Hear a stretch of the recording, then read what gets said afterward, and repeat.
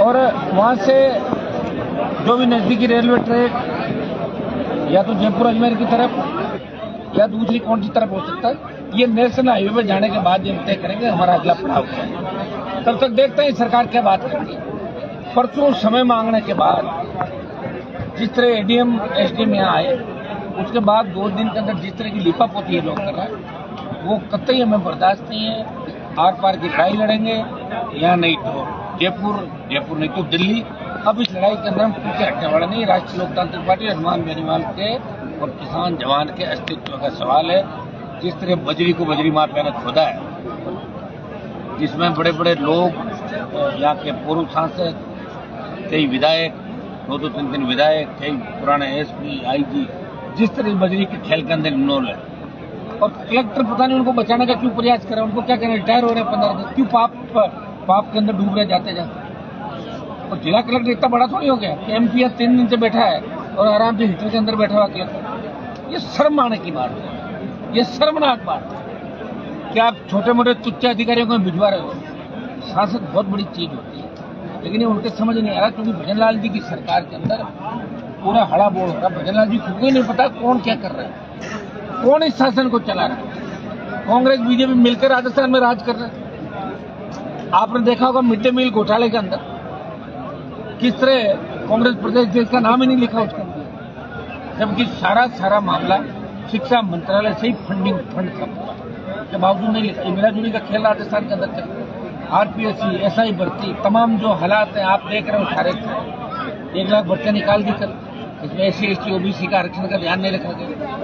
कम पद हमारे लोगों के लिए रखे गए। आरक्षण के साथ छुड़वाड़ कर नौजवान आत्महत्या कर रहा है। नशा भयंकर तरीके से राजस्थान में फैल रहा है। नागौर जिला नशे की चपेट के अंदर है। यहाँ के पूर्व पुलिस कप्तान जो आए 2-3 लगातार उन्होंने नागौर का बंटाधार किया और एक फोकस उन्होंने ये तैयार किया, और इस बात को लेके जाते थे कि हनुमान जी खिलाफ लड़ रहे हैं और साहब हमें आप ताकत दो, और गलत तरीके लोगों को प्रताड़ना करना। और अब यहाँ के विधायक चालू हो गए। जिस तरह खियोटर विधायक का स्टिंग आया, शर्म नहीं आती। घूम रहे सापा बंधवाते, लोग कहते भी नहीं कि आपको शर्म नहीं आती कि आपने हमारी इज्जत खराब कर दी नागौर की। जब तक लोग भ्रष्टाचारियों का काला मुंह नहीं करेंगे, जब तक लोग भ्रष्टाचारियों को भगाएंगे नहीं, तब तक भ्रष्टाचार करने वाले इसी तरह हावी होकर और चौड़ी छाती करके चलेंगे। लोगों से आह्वान करता हूँ कि भ्रष्टाचारी कोई भी अगर वो पकड़ा जाए तो उसको पटक के उसका काला मुंह किया जाए और उनको गाँव में नहीं घुसने दिया। ये प्रमुख रूप से हमारे एजेंडा है। इसके अंदर जो एसडीएम मेड़ता के निलंबन, एएमई घोटल के निलंबन, एएमई नागौर, डीवाईएसपी डेगाना और एक दूसरे हमारे जो भी मुद्दे हैं, कुछ मामले एसीबी को देने थे, जो मेड़ता रिया के गांव आपदा के अंदर नया एक मुआवजा जो बाकी, इन सारी चीज़ों को फसल बीमा से लेकर जो हमारे मुद्दे, रेलवे लाइन रास मेड़ता, पुष्कर मेड़ता, ये जमीनें जिससे किसानों की छीन रहे, आज नहीं तो कल हमें इनसे लड़ना ही पड़ेगा। तो लड़ाई की शुरुआत हम मेड़ता रिया की धरती से आज हम कर रहे हैं। लोकतांत्रिक तरीके से हम सरकार का विरोध करेंगे। सरकार कितना ही जोर लगा ले, झुकना सरकार को ही पड़ेगा, और जीत किसानों की, जवानों की नहीं। जिस प्रकार से सर आज भास्कर ने मेड़ता एसडीएम के खिलाफ खबर छपी, उन्होंने सोशल मीडिया में लिखा कि नियमानुसार मैंने किया, किसी निजी व्यक्ति के नाम नहीं किया, इस तरह का उन्होंने बयान दिया। बताओ, इतनी हिम्मत होनी एसडीएम की हो जाना। आपको पता, गोचर भूमि को किस्म चेंज करने का कोई एसडीएम को अधिकार नहीं भाई, है ही नहीं उसके अंदर। कलेक्टर ने लिखा ना उसमें क्षेत्राधिकार में नहीं, फिर कैसे लिख दिया?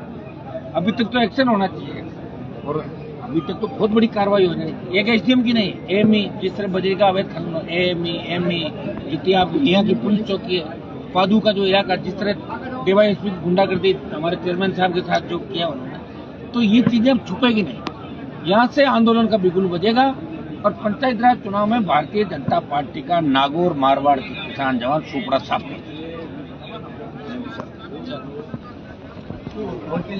बस हो गया।